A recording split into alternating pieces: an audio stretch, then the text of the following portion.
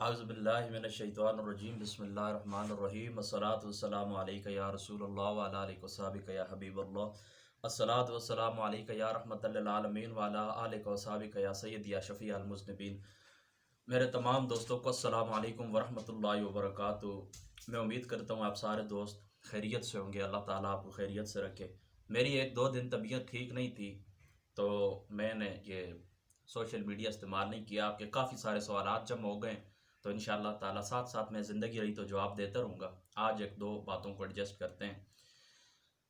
یہ آپ یوں سمجھ لیں کہ وہ جو چار پانچ دوستوں کے سوالات تھے ان کو میں ایک جگہ کے اوپر اکٹھا کرتا ہوں۔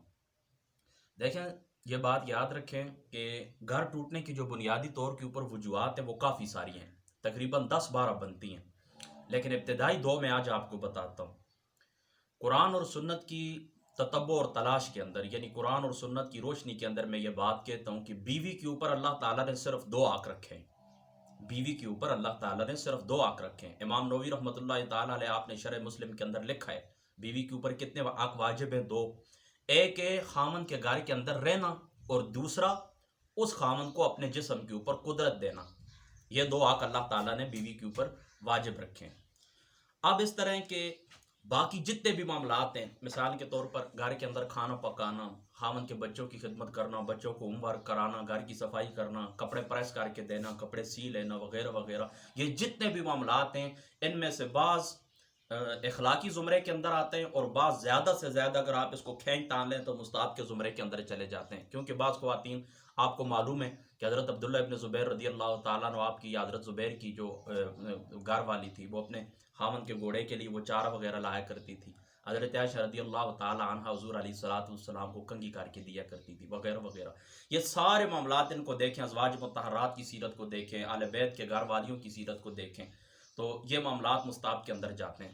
تو بیویوں کے اوپر حق دو واجب ہیں جو میں نے آپ کو بتا دیا، باقی سارے معاملات مستحبات کے اندر آتے ہیں۔ اگر وہ کرے تو اس کو ثواب ملتا ہے، اگر نہ کرے تو اس کے اوپر کوئی گناہ بھی نہیں ہے۔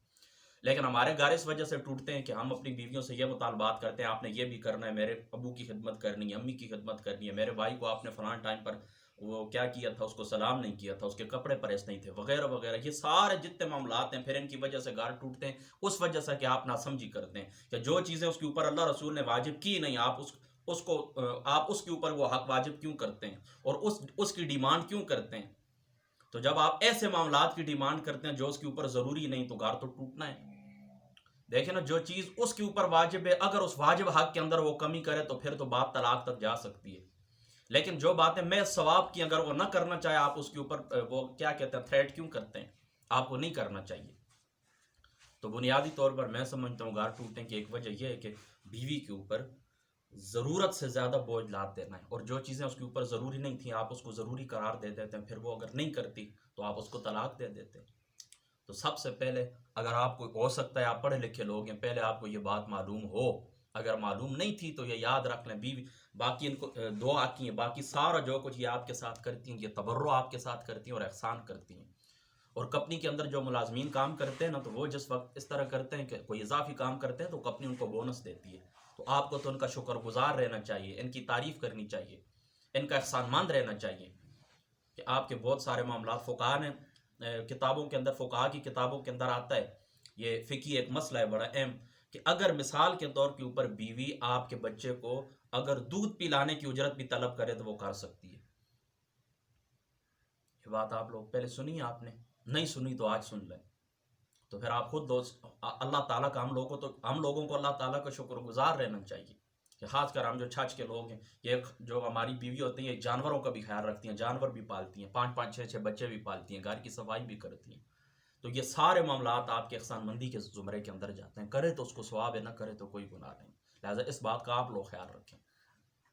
دوسری ایک بات کی طرف آتے ہیں، دیکھیں اللہ تعالیٰ نے اور اس کے رسول صلی اللہ تعالیٰ علیہ وآلہ وسلم نے جو معاملات ہمیں بتا دیے، جو حدود اور قیود ہمیں بتا دی، اس کے اندر ہمارا جسمانی فائدہ بھی اور ہمارا اخروی اور دنیاوی فائدہ بھی۔ دیکھیں آقا علیہ الصلوۃ والسلام کی ذات اقدس سے ایک دفعہ دیور کے متعلق سوال کیا گیا کہ مل حمو، اے اللہ کے رسول، یہ جامع ترمذی شریف کی روایت ہے، اے اللہ کے رسول آپ دیور کے متعلق کیا فرماتے ہیں؟ تو آقا علیہ الصلوۃ والسلام نے فرمایا الحمو الموت، دیور کو حضور علیہ الصلوۃ والسلام نے بابی کے لیے موت قرار دیا ہے۔ تو ہمارے معاشرے کے اندر کیا ہوتا ہے، آپ لوگ دیکھتے ہیں کہ گھروں کے اندر بھابھی اور یہ دیور آپس میں ایک دوسرے کے ساتھ فرینک ہوتے ہیں، ایک دوسرے کے ساتھ فرینک ہوتے ہیں۔ دیکھیں، ہونا تو یہ چاہیے کہ گھر کے اندر بیوی اور بھابھی اور دیور کا پردہ ہونا چاہیے، بھائیوں کا اپنی بھابھیوں سے پردہ ہونا چاہیے۔ دیکھیں، خالہ کی بیٹی سے پردہ ہے، پھوپھی کی بیٹی سے پردہ ہے، اس طریقے سے بھابھی سے پردہ ہے، بلکہ بھابھی کو تو حضور علیہ الصلوۃ والسلام نے موت قرار دیا۔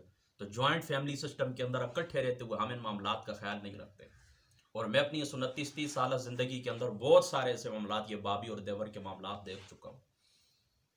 لہذا گھروں کے اندر اس چیز کا بھی خیال رکھنا چاہیے کہ جو دیور ہوتا ہے وہ بھابھی کے قریب نہ آئے، بالکل کسی صورت میں قریب نہ آئے۔ اب دیکھیں، گھروں کے اندر جو چھوٹے چھوٹے گھر ہوتے ہیں، آپ ان کے اندر دیواریں ڈال دینا وغیرہ وغیرہ، یہ مشکل کام ہوتے ہیں۔ تو کم از کم یہ درجہ ہونا چاہیے کہ اگر ضرورت ہو تو بھائی کی موجودگی کے اندر کوئی بات ہے تو کر لیں، اگر نہیں، ضرورت نہیں ہے تو ضرورت کے سوا فری ہونے کی ضرورت نہیں ہے۔ یہ بھی بہت سارے معاملات پھر خرابی کی طرف لے کے جاتے ہیں ہم لوگ خود ہی، اس وجہ سے بھی کئی گھر ٹوٹے۔ تو گھروں کے اندر ان معاملات کا بھی خیال رکھنا چاہیے کہ اللہ تعالیٰ نے، اس کے رسول نے جو پردے کی شرعی حدود اور قیود رکھی، ہمیں ان کا خیال رکھنا چاہیے، اور ہم لوگ ان کا خیال رکھتے نہیں ہیں، جس کی وجہ سے گھر ٹوٹ جاتے ہیں۔ اور خاص کر ہمارے گھروں کے اندر یہ جو ٹی وی کیبل ہے، اس کے اوپر جو انڈیا کے چینل چلتے ہیں، تو انڈیا کے چینل کے اندر باقاعدہ ڈراموں کے اندر اس کو باقاعدہ ایک محبوبہ کا رشتہ بنا کر دکھایا جاتا ہے، بھابھی کا۔ اور پھر ظاہری سی بات ہے کہ یہ ٹی وی ڈرامے بچوں کی نفسیات کے اوپر، بڑوں کی نفسیات کے اوپر اثر تو کرتے ہیں۔ اس طرح ہمارے پاکستانی ڈراموں کے اندر بھی بالخصوص ان معاملات کو فرینکنس کر کے دکھایا جاتا ہے کہ بھابھی کا اور دیور کا انتہائی ایک پیارا رشتہ کر کے دکھایا جاتا ہے۔ تو لوگ ان حدود اور قیود کو اپنے گھروں کے اندر بھول جاتے ہیں، جب بھول جاتے ہیں تو معاملات خرابی کی طرف چلتے ہیں۔ اور میں تو ٹی وی کو، آپ اگر مجھ سے ایمانداری کی آپ بات پوچھتے ہیں تو میں اس کو منحوس سمجھتا ہوں۔ آپ بھی کوشش کریں، آپ کے گھر کے اندر ہو تو اس کو گھر سے نکال دیں۔ پہلے ہمارے گھر کے اندر بھی تھا، 2017 کے اندر ہم نے گھر سے نکالا، آپ سکون ہے۔ افطاری کرتے تھے، ٹی وی کے سامنے بیٹھ جاتے تھے، اور چلو جی آپ جیتو پاکستان وہ پروگرام دیکھتے ہیں، پھر آخر تک جاتے تھے۔ کئی دفعہ عشاء کی جو نماز کھڑی ہو جاتی تھی، رکعتیں رہ جاتی تھی، کئی دفعہ تراویح شروع ہو جاتی تھی، تب آتے تھے۔ یہ ایک نشہ ہوتا ہے۔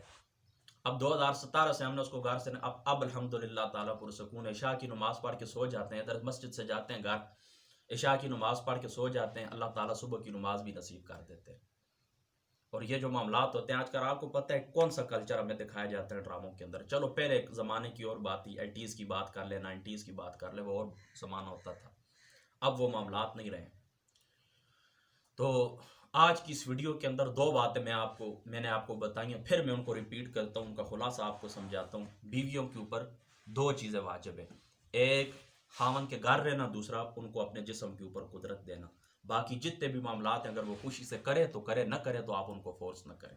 اور دوسرا، بھابھی اور دیور کا یہ جو رشتہ ہوتا ہے، اس کے اندر درمیان کے اندر دیوار ہونی چاہیے پردے کی، تاکہ معاملات خرابی کے اندر نہ جائیں۔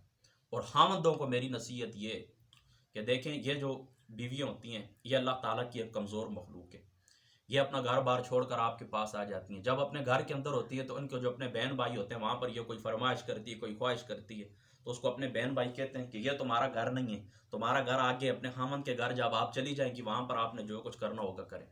پھر خاوند کے گھر آ جاتی ہے تو خاوند کہتا ہے وہ تمہارا گھر ہے ماں باپ کا، وہاں پر جو جا کر جس وقت چھٹیوں پہ آپ جائیں گی جو کچھ دل کرتا ہے کرنا، ادھر کچھ بھی نہیں کر سکتی۔ تو حقیقت کے اندر آپ دیکھیں تو ان کی زندگی مسافروں والی زندگی ہوتی ہے، تو یہ سب کچھ چھوڑ چھڑا کے آپ کے پاس آتی ہیں، اور جو چیزیں لازم نہیں ہوتی معاشرے کے اندر، ایک چونکہ زندگی اکائی بن جاتی ہے، خاوند اور بیوی کی جو زندگی ہوتی ہے یہ ایک اکائی بن جاتی ہے، تو یہ آپ کے ساتھ رہتی ہیں، یہ معاملات ہوتے ہیں۔ تو بطور احسان بہت سارے معاملات، بہت ساری ذمہ داریاں جو اس کی نہیں بھی ہوتی ہیں یہ قبول کر لیتی ہے۔ تو آپ کو ایک تو ان کا احسان مند رہنا چاہیے، ان کی تعریف کرنی چاہیے، اللہ تعالیٰ کا شکر گزار رہنا چاہیے، اور چھوٹی چھوٹی باتیں معاف کر دینی چاہیے۔ بس اللہ تعالیٰ عمل کی توفیق عطا فرمائے۔ السلام علیکم ورحمۃ اللہ۔